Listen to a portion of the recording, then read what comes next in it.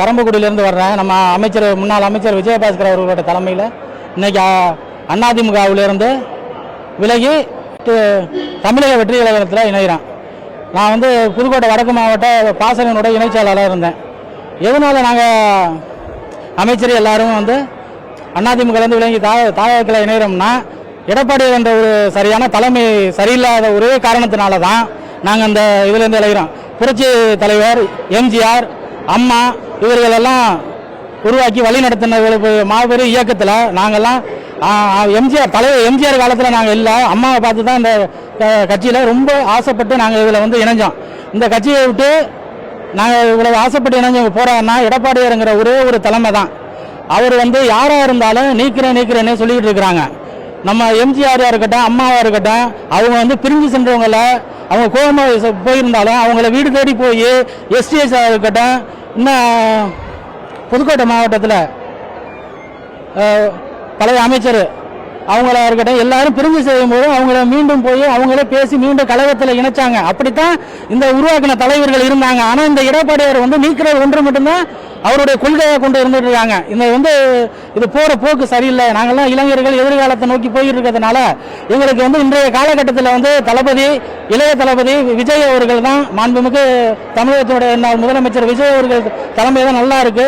அதனால தான் நாங்கள் அந்த இயக்கத்தில் நாங்கள் சேர்ந்து பணிபுரிய இருக்கிறோம். துரோகியே உண்மையாக எடப்பாடியார் தான். இன்னைக்கு எடப்பாடியார் தான் உண்மையான அதிமுகவோட துரோகி. இங்கே வெளியேறினவங்களாம் துரோகி கிடையாது.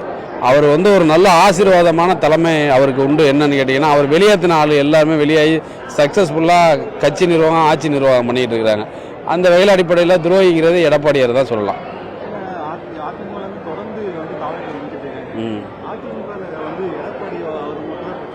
இல்லை, அதிமுகங்கிறது இன்னொரு எம்ஜிஆருங்கிறது விஜயா தான் நாங்கள் பார்க்குறோம்.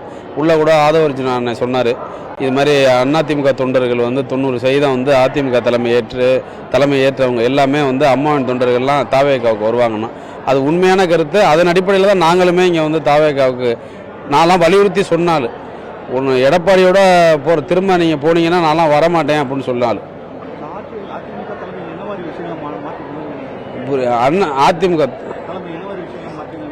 அதிமுக தலைமை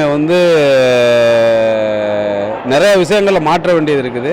அதில் மாற்றிக்கிறனுங்கிறது அது அழியப்புற கட்சியை பற்றி நம்ம எதுக்கு பேசிக்கிட்டு அதான் வெளியாயிட்டோம்னே. அதுலேருந்து நம்ம அதை போய் கருத்து சொல்கிறது வேஸ்ட்டு. அவங்களுக்கு அறிவுரை சொன்னாலும் அது நம்மளுக்கு தான் வேஸ்ட்டு.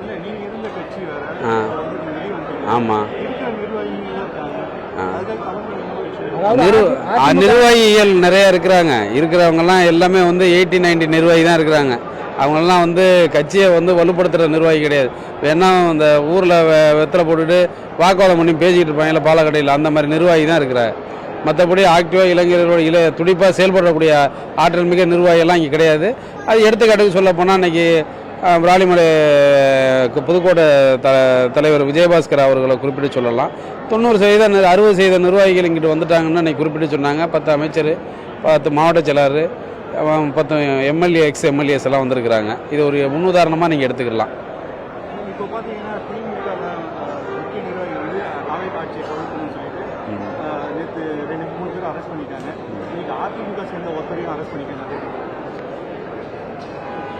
தப்பு செஞ்சவன் தண்ணி குடிச்சு தானே ஆகணும், யாராக இருந்தான்னா. அதில் கட்சி தலைமை அதை கரெக்டாக ஃபாலோ பண்ணுறதுல ஒன்றும் தவறு இல்லை.